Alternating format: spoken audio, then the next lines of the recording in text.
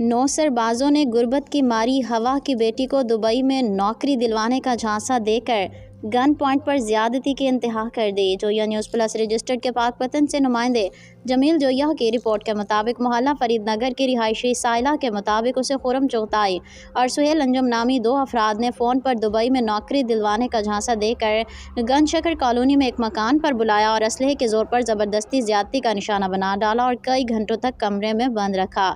साइला के बयानात के मुताबिक मुलजमान ने रात को कॉल की और कहा, अगर दुबई जाना चाहती हो तो हमारी बात सुन जाओ। जब वहां पहुंची तो असलहे के जोर पर ज़बरदस्ती ज्यादती की और धमकी दी, अगर हमारे बारे में किसी को कुछ बताया तो कत्ल कर दी जाओगी। साइला का यह भी कहना है कि थाना फरीदनगर पुलिस मुलजमों से साजबाज कर चुकी है। हवा की बेटी ने IG पंजाब, RPO साहिवाल और DPO पाकपतन से नोटिस लेने और मुलजमान को कड़ी से कड़ी सज़ा दिलवाने का मुतालबा किया है। पुलिस ज़राए के मुताबिक मुलजमान के खिलाफ FIR दर्ज हो चुकी है और तफ्तीश जारी है।